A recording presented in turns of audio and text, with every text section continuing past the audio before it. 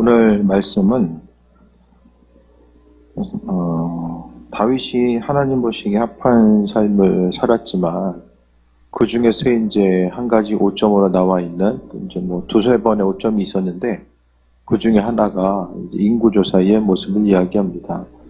이 당시에는 나라가 이제 굳건하게 서감에 있어서 항상 지금 현재 가지고 있는 인원에 대해서 파악하는 것, 어떤 그 국방면에 있어서 또 그 세금 납부 때문에 인구조사를 하게 되는데, 중요한 것은 하나님께서는 인구조사하는 것 자체를 별로 원하지 않았다라는 거예요.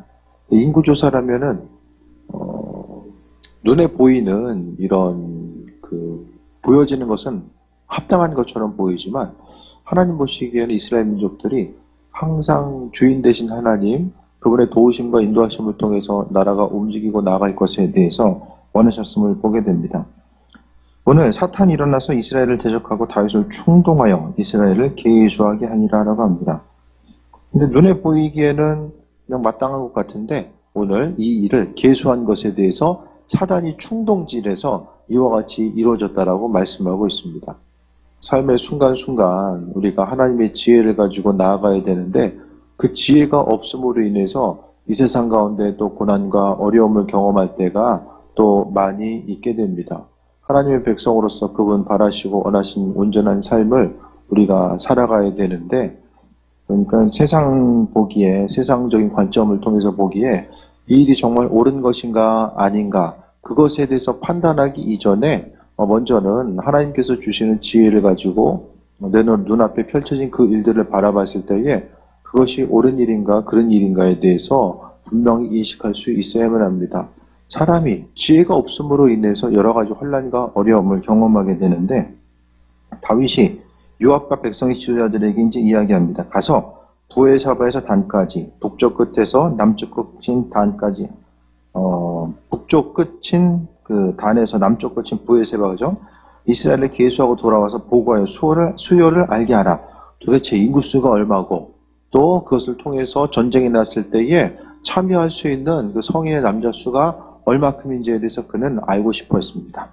근데 이전에 보게 되면 전쟁 가운데 다윗의 전쟁의 양상을 보게 되면 그 대부분의 그 경우에 있어서 그들이 훈련을 철저히 해서 또 군대의 그 군사의 숫자가 많아가지고 정복해서 이겨나갔던 것이 아니라 철저하게 하나님께서 지혜를 허락하시고 인도하셔서 이겨나갔고, 이스라엘 민족 전체가 가나안 땅에서 들어가 그 전쟁에 승리하는 이 과정 가운데서도 대부분 보게 되면 어떤 준비성에 철저해서 이긴 것이 아니라 하나님의 계획하심과 인도하심, 그 도우심의 손길이 항상 그 안에 있었고, 그 도우심을 통해서 그들은 날마다 승리해 나갔던 것에 대해서 이야기합니다. 그러니까 인구조사에 대해서 하나님은 하나님의 도우심과 그 예비하심, 그러니까 이제 전쟁에 있어서의 그 양상 자체, 승리의 그 공식 자체를 이제는 이스라엘 민족들이 하나님의 도우심이 아니라 물론 도우심도 생각했겠지만 그 중심을 스스로 할 수 있는 부분이 무엇인지를 생각하고 나아가고자 했었던 거예요. 그러니까 하나님의 그 은혜 가운데 사로잡혀 있을 때는 스스로 이제 할 수 있는 일들, 또 그 군대의 숫자가 얼마큼이고 어떻게 나가야 되는지에 대해서 그 부분에 대해서는 별로 신경을 많이 안 썼던 것 같아요. 그런데 이후의 삶을 통해서 보게 되니까 이스라엘 민족들, 특히 이제 다윗의 예를 통해 보게 되면 수요를 셌다라는 것은 이제는 전쟁에 있어서 하나님의 방법이 아닌 스스로 계획하고 준비해서 나아가고자 했었던 그 모습 자체를 발견하게 됩니다. 그래서 어떻게 생각하면 수요를 세는 것 자체가 별일 아닌 것처럼 보인다라고 할지라도 하나님 보시기에 그것이 합하지 않은 일이었다라는 것 자체가 더 중요합니다. 요압이 말합니다. 여호와께서 그 백성을 지금보다 100배나 더하시길 원하나이다. 내 주 왕이여, 이 백성이 다 주의 종이 아니니까 내 주께서 어찌하여 이를 명령하시나이까? 어찌하여 이스라엘이 범죄하게 하시나이까? 근데 지금 인구조사를 하는 것 자체가 하나님 보시기에 합하지 않은 것이다라고 하는 이런 그 내면에 깔려있는 분위기가 있는 거예요. 그러니까 인구조사했다고 해서 하나님이 뜬금없이 왜 인구조사했어라고 말씀하신 것이 아니라, 이 당시에 그 이스라엘의 정황 자체는 인구조사를 하면 안 된다는 이 분위기 자체가 그 군대 장관뿐만 아니라 그 나라 가운데 인식이 있었다라는 거죠. 다른 사람은 알고 있었던 것에 대해서 다윗은 이 당시 이제 사단이 다윗을 충동해서 그랬는지 모르지만은 그는 요압의 말에 귀를 기울이지 않는 것을 봅니다. 이스라엘이 범죄하게 하시나이까라고 합니다. 여기서 보게 되면 왕의 범죄가 아니라 이스라엘의 범죄. 그러니까 왕은 이스라엘을 대표함으로써 하나님 보시기에 합한 자로서의 삶을 살아가야 되는데 그렇게 하지 아니하고 스스로 가지고 있는 것에 대해서 점검하는 것을 보게 됩니다. 그러니까 하나님은 앞으로의 삶의 여정을 통해서 내가 가지고 있는 것이 무엇이고 이 가지고 있는 것을 통해서 앞으로 어떤 일들을 펼쳐나갈 수 있을까? 그것에 대해서 생각하는 것이 아니라 철저하게 내가 가지고 있는 것보다는 하나님은 그분의 일들을 내가 가지고 있는 그것을 통해서만 이루시는 것이 아니라 하나님은 하나님의 방법. 그러니까 이스라엘 민족들이 전쟁에 나아가는 그 과정 가운데서도 그 첫 번째 전쟁인 여리고성의 전쟁 가운데서도 마찬가지로 여리고성에서도 성벽이 무너지게 되는 그 하나님의 방법. 그리고 내륙으로 점령해 나아가는 과정 가운데서도 하늘에서 우박이 떨어져서 하나님이 승리하게 하시는 그 모습. 이 순간순간들의 내용을 보게 되면 하나님이 이스라엘이 만나게 되는 그 전쟁과 고난과 어려움 요새 가운데서 하나님은 그분의 뜻을 비춰주시고 함께해 주셨으며 그 순간순간마다 케이스마다 하나님의 분명한 예비하심이 그 안에 녹아져 있었다라는 사실에 대해서 또 발견하게 됩니다. 그러니까 하나님은 그분의 선하신 뜻과 인도하심을 비춰주셨고 또 그것을 통해서 해야 될 것과 하지 말아야 될 것들이 무엇인지를 말씀해 주셨습니다. 이스라엘이 범죄하게 하시냐니까 그러니까 우리도 항상 이게 해야 될 건지 말아야 될 건지에 대해서 온전히 분별함을 통해서 주의 도우심 가운데 나아가는 것이 무엇보다 중요합니다. 옆에서 얘기했으면 좀 들어야 되는데 오늘 보니까 다윗에게는 들을 귀가 막혀 있는 거야. 옆에서 아무리 좋은 얘기를 해줘도 들을 귀가 열리지 않으면 그것에 대해서 못 듣습니다. 4절에 보니까 왕의 명령이 요압을 재촉한지라 라고 해서 요압이 떠나서 이스라엘 땅에 두루다니며 예루살렘을 돌아오게 됩니다. 오히려 악의 길에 계속해서 들어서는 것. 중간에 멈출 수 있는 게 은혜입니다. 하나님 말씀이 들려졌을 때에 중간에 멈춰서 스스로에 있어서 방향성을 전환하는 것 자체가 무엇보다 중요합니다.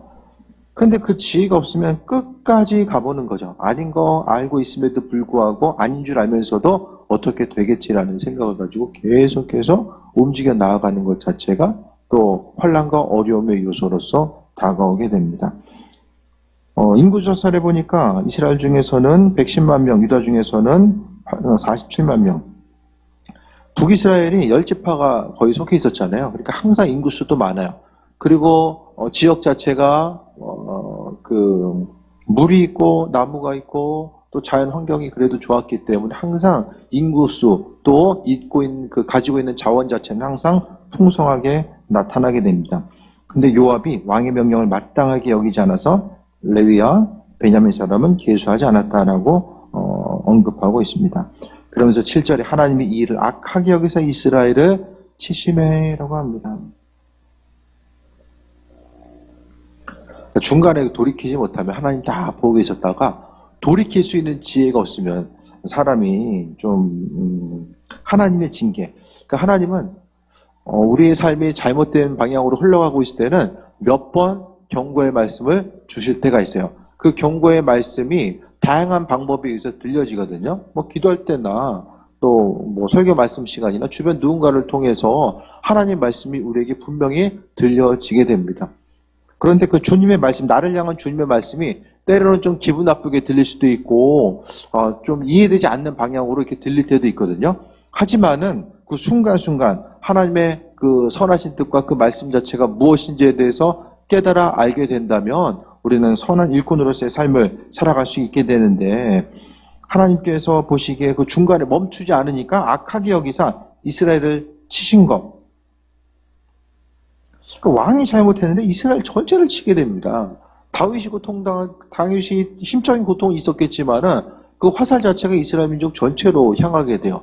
그러니까 리더된 자로서 온전하게 서지 못하게 되면은 그에 합한 이들이, 속해 있는 이들이 또한 어려움을 경험하는 것을 보게 됩니다. 하나님께서 일꾼으로서 리더의 역할을 맡겨주셨으면 그 일을 온전하게 감당하기 위해서 마음속에 무엇보다 주님의 지혜에 대해서 간구하며 또 새해 먹고 나아가야 되는 이런 과정들이 날마다 있어줘야 됩니다. 그래서 하나님이 이 일을 악하게 여기셨기 때문에 이스라엘 치셨다라고 이야기합니다. 그랬을 때에 8절에 다윗이 하나님께 아뢰되 내가 이 일을 행함으로 큰 죄를 범하였나이다. 아니 미리 듣고 안 했으면 좋았을 텐데 하나님께서 너 이러다가 한 대 맞는다. 그 얘기 하니까 그것을 듣고 나서 이제 갑자기 이제 정신줄이 잡히는 거예요. 이런 모든 것들에 대해서 제가 설교 시간마다 하나님의 지혜를 계속해서 이야기하잖아요. 설교 말씀 가운데 그러니까 성경을 읽고 기도할 때도 중요한 것은 하나님의 지혜입니다. 그분이 주인 되심에 대해서 깨달아 알고 뭘 해야 되고 뭘 하지 말아야 될까 이것에 대해서 계속해서 믿음으로 고백하고 나아가는 이런 과정들 자체가 중요한데 주님의 지혜가 없으면 무엇을 해야 될지도 모르고 절망하고 방황 속에 넘어지는 예들이 너무나도 많이 이제 발견될 수밖에 없습니다. 하나님은 그분의 선하신 뜻과 인도하심을 날마다 우리의 삶의 여정 가운데 비춰주고 계시고 은혜로 충만함으로 인도하시는데 하나님께서 그러니까 오늘 본문을 통해서 다윗을 징계하신 것도 안타까운 거죠. 하나님께서 선하게 불러주시고 인도하시고 함께 하셔서 은혜 주셨는데 그 다윗의 마음이 이제 교만해진 거예요. 겸손함이 아니라 교만함으로 하나님께 나아갔기 때문에 하나님께서는 그를 책망하셨던 모습에 대해서 보게 됩니다. 이 책망함을 통해서 이 중간의 사건을 통해서 그는 그 하나님의 징계의 손길이 무엇인지를 깨달아 알게 되고 이후의 사건을 통해서 성전 건축에 대한 그 준비, 성전 건축의 준비가 나오게 돼요. 그러니까 중간에 이 한 번의 사건 자체가 큰 이스라엘 민족들 전체를 통해서는 아픔이었지만은 그 징계를 통해서 다윗은 다시 한번 하나님의 백성으로서의 삶이 무엇인지를 돌아보게 되는 이 결과가 나타나게 됩니다. 그래서 12절에 보면 하나님께서 선택해라. 이제 세 가지 옵션을 주셨어요. 첫 번째가 3년 기근, 두 번째가 석 달 동안 적군에게 패해서 쫓겨다니는 것, 세 번째가 전염병이죠. 전염병에 사흘 동안 유행하는 것. 이 세 가지 다 쉬운 게 없어요, 사실. 그런데 다윗은 적군의 손에 또 흔들리는 것, 그것보다 여호와의 손에 사람이 손에 빠지지 않고 하나님의 손에 빠지겠다라고 이야기하는 것은 그러니까 쉽게 이야기하면 짧게 끝내고 싶었던 거예요. 짧게.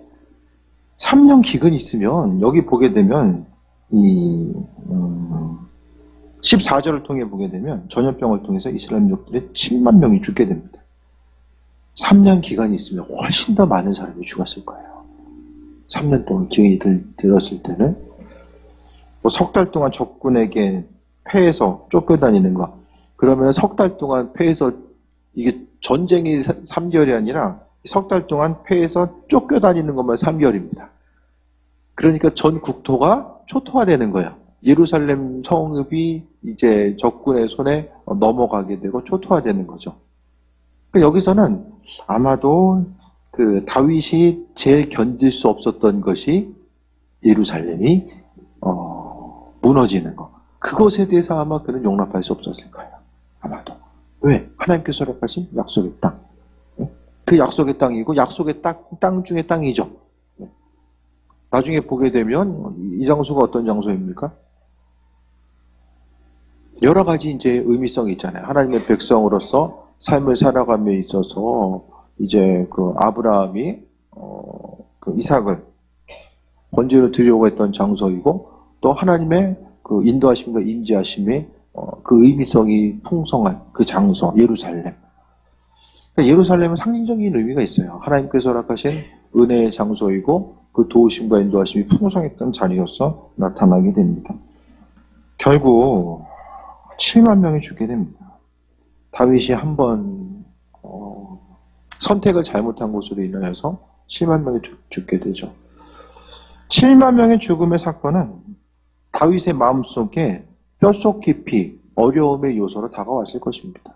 그의 일생을 통해서 그는 절대로 죽은 백성들에 대해서 기억했을 것이고 그 한 사람이 인구조사를 통해서 행했던 것들 그것에 대해서 분명히 잊지 않았을 거예요. 그래서 삶의 순간순간을 통해서 그가 이제 하나님 보시기에 합한 자로서의 삶을 살기 위해서 겸손하게 스스로의 삶의 여정 가운데 그의 행할 수 있는 것들 준비하고 움직일 수 있는 그것에 대해서 바라본 것이 아니라 철저하게 하나님의 손길과 인도하심과 예비하심을 통해서 하루하루를 살아가고자 하는 그런 모습들을 우리가 또 후반부의 성전 건축을 통해서 다시 한번 좀 발견할 수 있게 됩니다. 믿는 자로서 우리는 항상 그런 생각을 해요. 하나님의 도우심 가운데 어떤 일을 행하길 원합니다. 그런 생각을 하잖아요. 그 도우심은 뭐냐면 내가 가지고 있는 생각과 관점과 그 기반 가운데서 나머지 일들이 이루어지길 원합니다라고 하는 그런 것들. 전적인 하나님의 방법이 아니라 내가 가지고 있는 그것에다가 하나님께서 좀 더해 주셔서 어떻게 좀 잘 좀 이루어지길 원합니다라는 그런 생각을 하게 되잖아요. 그런데 하나님 보시기에 원하는 것은 하나님 보시기에는 내가 뭐 더 가지고 있고 덜 가지고 있고 그게 중요하겠습니까? 그분 보시기엔 그게 별로 중요하지 않아요. 세상 모든 만물이 하나님 것인데 내가 더 능력이 있고 없고 내가 지금 80% 가지고 있으니까 주님께서 20%만 더해주시면 모든 것을 이룰 수 있을 텐데 그 차원의 것이 아니라는 거예요. 내가 80%가 있건 8%가 있건 하나님께서 별로 중요하지 않아요. 오로지 그분께서 모든 것을 이루신다라는 거. 이스라엘 민족들의 계수에서 인구수 자체가 나와 있는 것처럼 110만 명이고 또 47만 이것 자체가 중요한 것이 아니라 4,000명이죠. 400명이든 하나님께서 기도하는 거 300명 용사를 통해서도 우리가 발견할 수 있게 되잖아요. 그들의 수요가 별로 중요하지 않다라는 얘기를 계속해서 말씀하고 있어요. 하나님이 이스라엘 민족들을 선택하신 것도 그들이 수요가 많아서 선택하신 것이 아니라는 것도 분명하게 강조하고 있는 거죠. 그래서 우리는 나 자신에게 있어서 어떠한 그 가능성이 있고 할 수 있는 것이 있기 때문에 하나님께서 도움을 주셨을 때 어떤 것을 더 가능하게 한다. 만약에 내가 할 수 있는 것도 없고 가진 것도 없으면은 여기서 내가 무엇을 할 수 있겠어? 이것 자체가 이런 생각 자체가 우리로 하여금 인구조사하는 것과 똑같다라는 거예요. 나 자신의 능력을 근거로 해서 하나님의 이끄심과 예비하심과 함께하심에 대해서 재단하는 거죠. 내 능력과는 하나님께서는 전혀 상관이 없다라는 사실을 오늘 다윗은 그 사실을 잊어버린 거야. 그러니까 지금까지 다윗이 여기까지 올 수 있었던 것 자체가 하나님의 전적인 무한하신 그 전적인 하나님의 은혜이고 능력이었다라는 사실에 대해서 그 사실을 망각하니까 그때부터 하지 말아야 될 것들, 심지어는 주변을 통해서 이거 인구조사 자체가 범죄한다라고 했을 때 전혀 생각하지 않고 오히려 요압을 향해서 재촉하는 거죠. 이거 죄다라고 했더니 지금 뭘 얘기하는 거죠? 죄 짓는 거 빨리 해라라고 왕으로서 그것을 재촉하고 있는 거예요. 다윗이 어떤 사람입니까? 하나님 보시기에 합한 자, 충성된 일꾼이었던 그도 순간적으로 하나님의 지혜가 없을 때에 또 사단으로부터 충동질 받아서 움직이게 되면은 아무리 어제까지도 이렇게 풍성한 은혜를 가지고 있어도 그 다음날 또 안타까운 가운데 책망받을 수밖에 없다라는 거예요. 하나님의 지혜가 무엇보다 있어야 됩니다. 움직이고 행동하고 생각할 때 이 순간순간마다 하나님의 지혜, 그분께서 허락하신 지혜가 없으면 또 몸으로 받게 되는 이 징계의 순간이 있다라는 거예요. 주의 은혜 가운데 축복받고 쓰임받기도 모자란 시간에 또 거기서 징계받고 있으면 그 징계의 순간을 통과함에 있어서 우리가 무엇보다도 또 정금과 같이 다듬어지는 부분도 있지만 피할 수 있으면 또 하나님의 지혜가 있어서 피할 수 있으면 그것도 좋잖아요. 꼭 끝까지 가봐서 이것이 하나님 원하지 않는 거였네. 그것보다는 중간중간 하나님께서 마음의 감동이나 여러 가지 환경 가운데서 우리의 삶을 이끌어 주셨을 때에 이것은 해야 되는 것과 하지 말아야 되는 것이 무엇인지를 분별할 수 있으면 그것이 정말 주님 보시기에 합한 자이고 인도하심 받아 살아가는 그 온전한 증거가 됩니다. 뒤에 가면 어떻게 됩니까? 징계가 나타나게 되고 요즘 이제 큐티하고 있는 말씀이죠. 21장 30절 보면 다윗이 여호와의 천사의 칼을 두려워하여 감히 그 앞에 가서 하나님께 묻지 못하나라. 아니, 시편 보면 어때요? 시편에 다윗이 하나님과 얼마나 친밀한 관계성 가운데 나아갑니까? 주님 보시기에 합한 자로서 하나님을 찬양하고 영광 돌리고 여호와는 나의 목자시 내게 부족함이 없습니다라고 고백했다. 그 시편이 오늘 본문의 상황 이전인지 이후인지는 모르지만 어쨌든 주님과의 친밀한 관계성에 있었던 그 다윗이 오늘 본문에 보니까 죄 짓고 나니까 여호와의 천사의 칼이 두려워집니다. 이제 7만 명이 죽는 거 보니까 자기도 어떻게 될지 모르거든요. 사랑의 하나님, 또 은혜와 친밀한 관계성의 하나님이 오늘 본문에 어떻게 되죠? 두려움의 존재가 되는 거예요. 죄가 이런 역할을 합니다.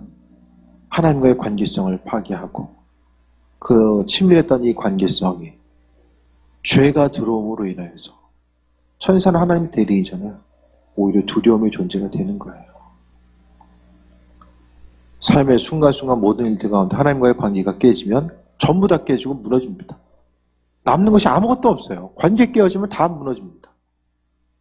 우리의 인생 가운데 점검하고 계획해야 될 것들 여러 가지 것들이 있겠지만 정말로 잊지 말고 돌아봐야 될 것은 하나님의 능력과 인도하심과 예비하심, 그 풍성케 하심이 무엇인지에 대해서 다시 한번 돌아보며 항상 날마다 하나님의 내 가운데 겸손하게 하나님의 사랑과 인도하심과 예비하심이 아니면 내가 아무것도 할 수 없습니다라고 하는 그 믿음의 고백, 날마다 겸손함으로 나아가고 앞으로를 향해서 준비할 때도 내가 지금 가지고 있는 게 이만큼이고 이것 때문에 이 정도는 할 수 있겠지, 또 이것 때문에 이 상황 못할 거야, 그것이 아니라 전적인 하나님의 은혜, 내가 못하면 하나님께서 주변 환경을 움직이시든 아니면 도울 자를 붙여주셔서 의의 길로 복된 길로 나아갈 수 있도록 인도하시든 하나님의 주권적인 방법, 내가 가지고 있는 것과는 상관없이 하나님의 그 주권적인 능력에 의해서 우리가 움직이고 나아가면은 세상 가운데 더욱더 존귀하게 쓰임받을 수 있는 귀한 삶을 살아갈 수 있게 됩니다. 모든 것이 다 주님의 존귀하신 은혜이고 능력이라는 사실에 대해서 다시 한번 돌아보시고 그분의 크신 사랑 가운데 새해 먹고 달려가는 귀한 삶 되시길 축원드립니다. 기도하겠습니다. 아버지의 사랑에 감사드립니다. 주님, 다윗이 그토록 주님과의 충만한 관계성 가운데 있었지만 사단의 흔들림 앞에 넘어지고 또 그가 주변에서 경고했음에도 불구하고 그 경고의 메시지를 듣지 못하고 무너진 예들을 보았습니다. 주님, 날마다 겸손하게 하나님의 은혜가 아니면 우리가 아무것도 할 수 없는 존재임을 깨달아 알게 하시고 전적인 하나님의 능력과 그 인도하심 앞에 세워먹고 나아가기 원합니다. 아버지 하나님, 우리의 삶을 주관하시고 인도하여 주시며 항상 의의 길로 복된 길로 함께 하시고 오직 그리스도 예수로 충만함 누리는 귀한 삶으로 함께하여 주옵소서. 모든 것이 전부 하나님의 은혜입니다. 주님, 우리의 삶을 지키시고 인도하여 주옵소서. 크신 사랑에 감사드립니다. 예수님의 이름으로 기도드립니다. 아멘.